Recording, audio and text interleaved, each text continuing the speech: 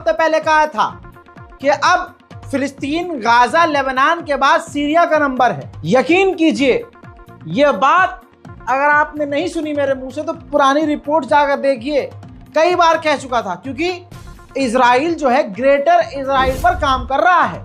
यह बात अभी तक मजाक लग रही थी, लेकिन मैं इस चीज के लिए पहले से सीरियस था कि इजराइल ये करेगा। आपको पता है, इजराइल ने सीरिया के ऊपर, देखिए अमेरिका तो कर ही रहा है, लेकिन सीरिया पर इजराइल ने भी अब बड़े हमले किए हैं।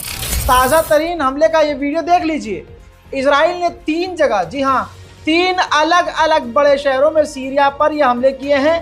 पहले जगह का नाम ये है अल मज़ह, दूसरी जगह का नाम है कुद्सिया और तीसरी जगह का नाम है दमिश्क, सीरिया की राजधानी।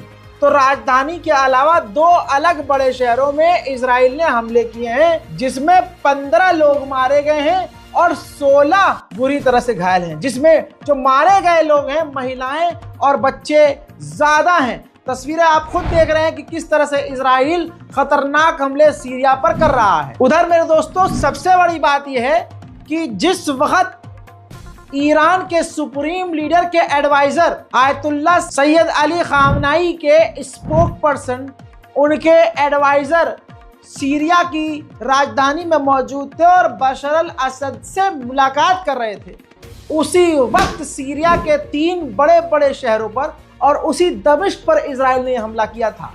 तो आप समझ सकते हैं कि डोनाल्ड ट्रंप के जीतने के बाद इजराइल और हमलावर हो गया है। इसी के साथ पूरी दुनिया में यहूदियों का, ज्यूस का आतंक बढ़ता जा रहा है। सबूत के तौर पर नेदरलैंड आप देख चुके हैं। नेदरलैंड में इजरायली जो सपोर्टर्स वहां पहुंचे थे, खिलाड़ियों को सपोर्ट करने के लिए इजरायली यहूदी वाले लोग पहुंचे थे, इजराइल से जो आए थे, वो खुल्लम खुल्ला नरसंहार का मजाक उड़ा रहे थे और मुसलमानों को, फिलिस्तीनियों को चिढ़ा रहे थे।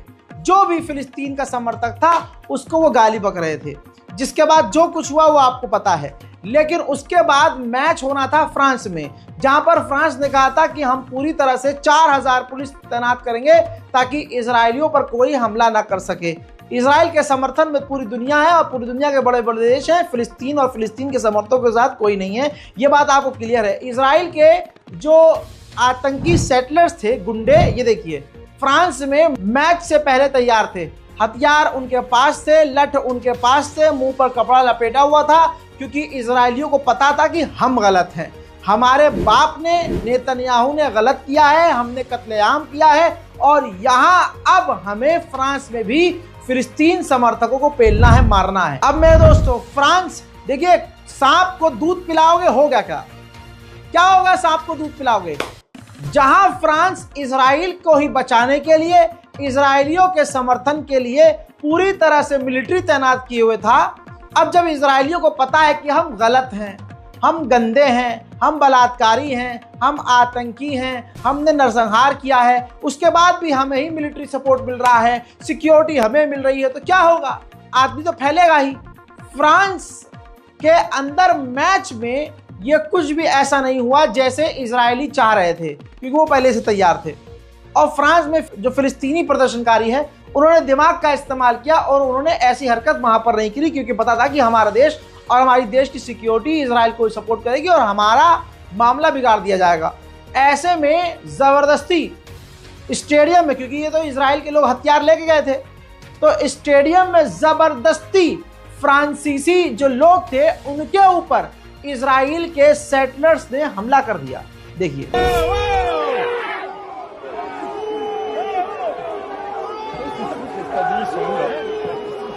grave, il y a personne. Bah ouais, c'est ouf. C'est quoi, c'est les hooligans qui sont allés taper du bleu? Ah, je pense. Hein. Mais il y avait encore des gens qui rentraient après le coup d'envoi. अब आप देख लीजिए, ये हुआ है, जबरदस्ती फ्रांसीसी को इजरायलियों ने पीट दिया। अब ऐसे में एक तस्वीर देखिए, कहा जा रहा है कि इजराइल की खुफिया एजेंसी शिन बेट के लोग भी उस मैच में मौजूद थे। अब इजराइल की एजेंसी तो खुद सबसे बड़ी आतंकी है, वो तो पूरी दुनिया में फिलिस्तीनी और फिलिस्तीनी समर्थकों के ऊपर हमला करवाती है, कत्ल करती है। तो रिपोर्ट बिल्कुल क्लियर है। आज के इस रिपोर्ट से ये साबित हुआ कि पूरी दुनिया के लिए इजराइल और इजरायली खतरा है। उधर नेदरलैंड पूरी तरह से इजराइल से सहमा हुआ है। America, Germany, France, Britain, Israel ने नेदरलैंड को धमका दिया होगा, अंदर ही अंदर फोन चला गया होगा कि इजरायलियों को वहां पीट दिया गया फिलिस्तीनी समर्थकों ने, जिसकी वजह से पूरी दुनिया में इजराइल की बदनामी हो गई, बेइज्जती हो गई। अब भाई कुछ तो करो, वरना तुम पर हम जो है क्रांति लिख देंगे। ऐसे में अब नेदरलैंड की पूरी फट गई।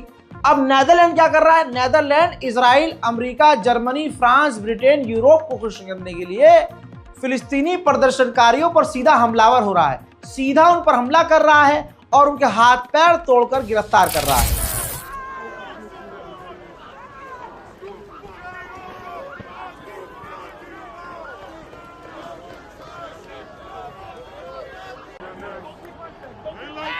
Don't take my flag. Don't take it. I will walk if you don't lift my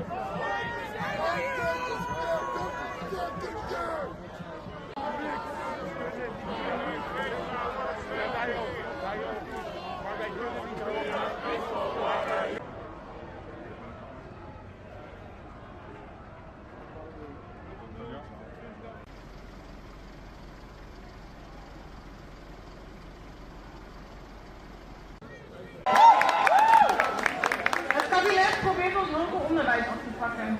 Zij probeert het te slopen. Het tot... Ja, ik spreek in... Kom maar.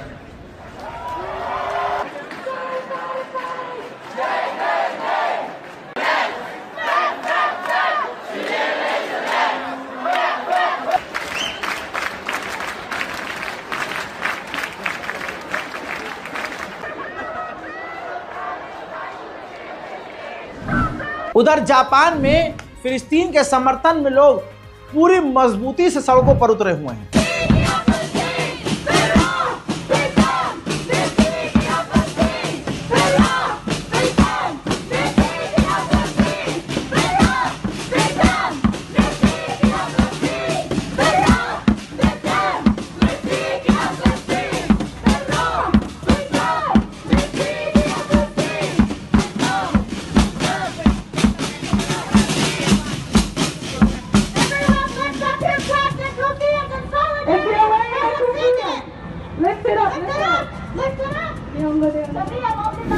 फिलहाल इस रिपोर्ट में इतना ही। जल्द लौट रहा हूं थोड़ी ही देर में ताजा तरीन और बड़ी जानकारी के साथ। याद रखिएगा, जो मैं दिखाता हूं, आपकी दुआओं से जो हिम्मत मिलती है कोई और नहीं दिखा सकता। बहुत यूट्यूबर्स के बारे में हमको मालूम है, आपको वो तस्वीर, क्योंकि सीधा चैनल ही खतरे में पड़ जाता है, सीधा चैनल का अस्तित्व ही खतरे में पड़ जाता है और फिर येलो डॉलर आ जाता है, यानी नो इनकम। और फिलिस्तीन मेरे दिल में अब से नहीं, बहुत पहले से बसता है।